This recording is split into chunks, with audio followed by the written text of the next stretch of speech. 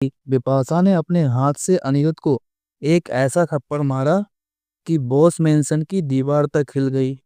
हाँ, इतना सॉलिड कि विनायक ने अपने कान पकड़ लिए और लालौन शौक में कहने लगा, ये क्या बात हुई? अनिरुद्ध को हक है अपनी जिंदगी कैसे जीने का, उसके अपने भी फैसले हैं। और तनुजा वहाँ फुल ऑन सीवेज मोड में एकदम ड्रामेटिक स्टाइल में बोली, सही मारा बिपाशा, अब एक और लगा। मैं तो इसकी माँ हूँ, मैं नहीं इसको दर्द दे सकती, लेकिन तुम इसको लगाओ ताकि उसकी मेमोरी रिसेट हो जाए। मतलब थप्पड़ से लेकर पंच लाइन तक सब कुछ ऑन पॉइंट था दोस्तों। दूसरी तरफ मिस्ट्रेस का मुद्दा बन गया नेशनल इशू। जी हाँ दोस्तों, ड्रामा यहीं खत्म नहीं होता। अर्शी का सेल्फ रेस्पेक्ट तब झाग बन गया जब अनिरुद्ध ने एकदम ब्लंटली डिक्लेयर किया, तुम मेरी वाइफ कभी बनी ही नहीं हो, तुम मेरी मिस्ट्रेस हो जो मुझे बिना शादी के घर छोड़ गई थी। अब आप सोचिए अर्शी के दिल पे क्या बीती होगी। वो शौक में एकदम स्लो मोशन में बोली, मिस्ट्रेस सीरियसली ये तुमने कहा? इतने साल का रिश्ता एक झटके में खत्म कर दिया? और फैमिली मतलब पूरा बॉस क्लैन एक सेकंड के लिए साइलेंट मोड पे चला गया। बिपाशा की आंखें गुस्से से लाल और तनुजा की भी आंखें गुस्से से लाल। विनायक ने अपना चश्मा एडजस्ट किया। लालोन वो तो एक कोने में रहा बोल रहा था, ये घर है या बिग बॉस का हाउस? विनायक और लालोन की कॉमेडी का यहाँ टाइमिंग स्टार्ट होती है दोस्तों। यहाँ लालोन और विनायक कॉमेडी का तड़का देने नहीं भूलते।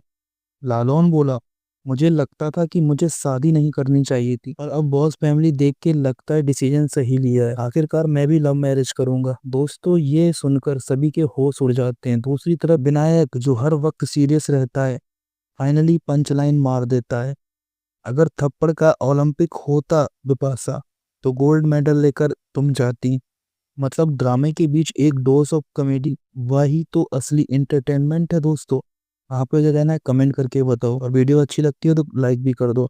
दोस्तों अर्शी का बोल्ड फैसला। अब आते हैं अर्शी के फैसले पर। इमेजिन करिए एक लड़की जो इमोशनल डैमेज के दलदल में ऑलरेडी फंसी हुई है, उस पे एक और इमोशनल धमाका होता है। अर्शी ने फाइनली डिसाइड कर लिया, मुझे बॉस मेंशन और अनिरुद्ध दोनों से दूर जाना है। वो अपने आंसू पोंछती है, अपने बैग पैक करती है और एक इमोशनल लाइन बोलती है, मैं यहाँ सिर्फ एक जोक बन के रह गई हूँ, ये घर और ये रिश्ते मेरी इज्जत को कभी समझे नहीं। वेट, ड्रामा यहीं खत्म नहीं होता दोस्तों। अर्शी जाने से पहले एक धमाका करने वाली है। क्या? वो तो आपको आगे पता चलेगा। तब के लिए ये जानो, इधर झनक जो अब तक एक कोने में छुपी हुई थी फाइनली स्टेज पर आती है।